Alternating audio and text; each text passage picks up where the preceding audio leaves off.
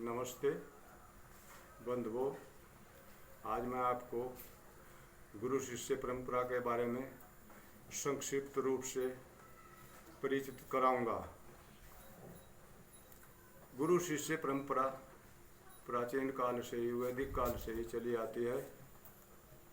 गुरु और शिष्य का संबंध आपस में बहुत गहरा होता है और ये किसी न किसी रूप में पूर्व जन्म के संस्कारों से संबंधित रहता है।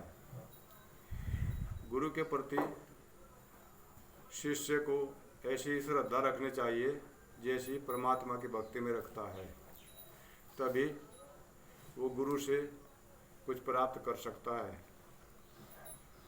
गुरु ने जो अपने जीवन में साधना करने के पश्चात अनुभव प्राप्त किए हैं और सफलता मिली है, वो शिष्य को उस मार्ग में बड़े सहज रूप से ही चालू कर देता है और शिष्य को नित्य प्रति नए नए प्रयोग नहीं करने पड़ते। परंतु इसमें इतना ध्यान रखना बहुत जरूरी है कि गुरु को अंधविश्वास या अंधभक्ति के आधार पर स्वीकार नहीं करना चाहिए।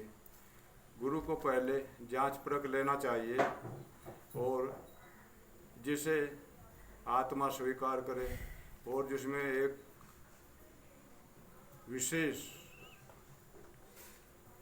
गुण गुरु जैसे हों, उसे गुरु स्वीकार करना चाहिए। इसी प्रकार गुरु को भी शिष्य बनाने से पहले शिष्य की परीक्षा कर लेनी चाहिए। शिष्य के अंदर श्रद्धा, विश्वास और प्रयत्न करने का साहस है या नहीं, ये गुरु को खूब अच्छी तरह से देख लेना चाहिए। अगर हम अंधविश्वास के और पाखंड के आधार पर गुरु शिष्य की परंपरा से जुड़ते हैं तो उसमें ना गुरु ही सफल हो पाता है और ना शिष्य ही सफल हो पाता है।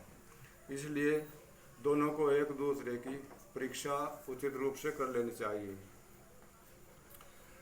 जब गुरु के प्रति शिष्य की श्रद्धा बढ़ती जाती है तो गुरु प्रेम भाव से उसको उतने ही अच्छे प्रकार से, अच्छी विधि से योग और भक्ति की दीक्षा देता रहता है, उसे शिक्षित करता रहता है और वह चाहता है कि मेरा शिष्य जो है अध्यात्म मार्ग में, योग मार्ग में कुशलता पूर्वक चलकर साहस के साथ, प्रयत्न परिश्रम के साथ अभ्यास करके वो सफलता प्राप्त करे। और गुरु जो है शिष्य को पूर्ण रूप से दीक्षित करके और भली भांति सिखाने के पश्चात में वो उसे आशीर्वाद देता है और उस गुरु से सीखी हुई शिक्षा के माध्यम से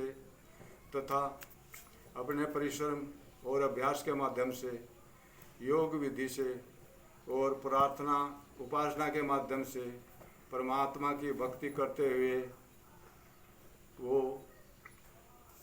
अपने लक्ष्य को प्राप्त करता है। लक्ष्य शिष्य का भी यही रहता है कि मैं गुरु के बताए मार्ग से चलकर श्रद्धापूर्वक इसका अभ्यास करते हुए अपवर्ग अर्थात मुक्ति को प्राप्त कर लूँ। गुरु बनाने से शिष्य को यह लाभ होता है कि उसका फालतू समय जो है प्रयोग करने में जो नष्ट होता है उससे वह बच जाता है। अतः मेरा निवेदन है कि जो मुमुक्षु हैं, मुक्ति की इच्छा करने वाले जिज्ञासु हैं, उन्हें उचित गुरु का चुनाव करने के पश्चात उसके द्वारा शिक्षा ग्रहण करनी चाहिए।